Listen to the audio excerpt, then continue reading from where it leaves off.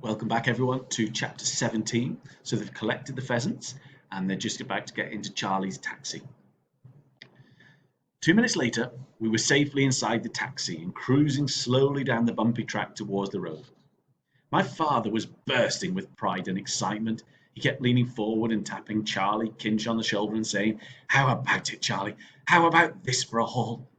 And Charlie kept glancing back, pop-eyed, at a huge bulging sack. "Jeepers, man," he kept saying, "how did you do it?" "Danny did it," my father said proudly. "My son, Danny, is the champion of the world."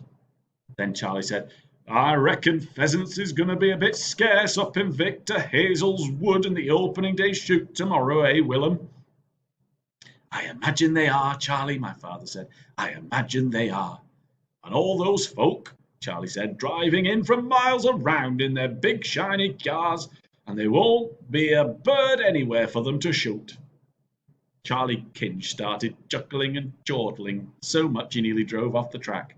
"Dad," I said, "what on earth are we going to do with all these pheasants?" "We're going to share them, Danny, amongst our friends," my father said.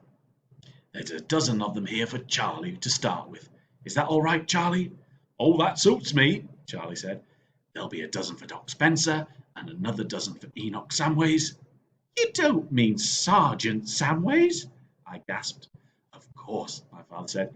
"Enoch Samways is one of my oldest friends." "Enoch's a good boy," Charlie Kin said. "He's a lovely lad." Sergeant Enoch Samways, as I knew very well, was the village policeman. He was a huge plump man with a bristly black moustache, and he strode up and down the high street with the proud and measured tread of a man who always was in charge. The silver buttons on his uniform sparkled like diamonds, and the mere sight of him frightened me so much I used to cross over to the other side of the street whenever he approached.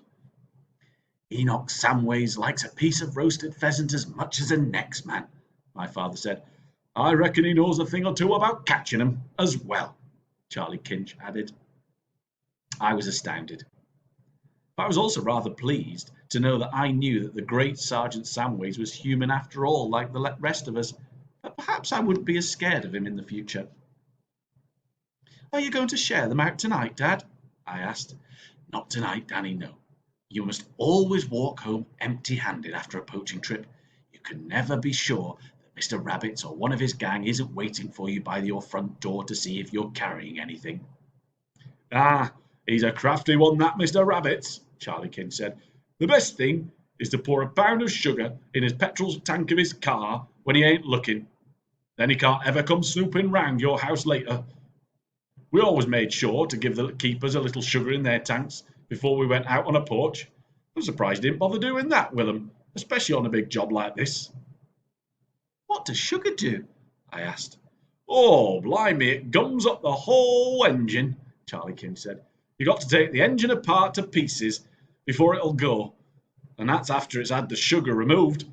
Isn't that right, Willem?" "That's quite right, Charlie," my father added. We came off the bumpy track onto the main road.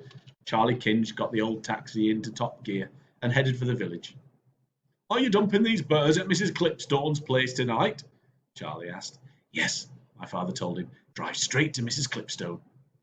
"Why Mrs. Clipstone?" I asked. "What's she got to do with it?" "Mrs. Clipstone delivers everybody's pheasants," my father said.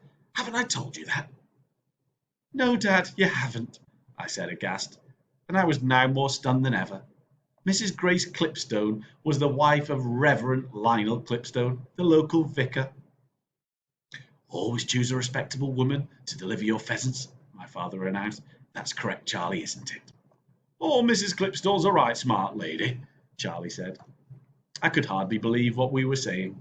It was beginning to look as though everybody in the entire district was in on the poaching lark. The vicar is very fond of roasted pheasants for his dinner," my father said. "Who isn't?" Charlie Kinch said, and he started chuckling to himself all over again. We were driving through the village now, and the street lamps were lit, and the men were wandering home from the pubs. I saw Mr. Snoddy, my headmaster, a bit wobbly, but he didn't see us. "You know something, Danny," my father said. We've done these birds a great kindness putting them to sleep like this in a nice painless way. They'd have had a nasty time of it tomorrow if we hadn't got to them first. Rotten shots, most of those fellow, Charlie King says.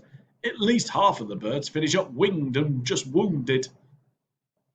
The taxi turned left and swung in through the gates of the vicarage. There were no lights in the house and nobody met us. My father and I got out and dumped the pheasants in the coal shed at the rear. Then we said goodbye to Charlie and began to walk the 2 miles back to the filling station. And that's chapter 17. I hope you'll join me for chapter 18.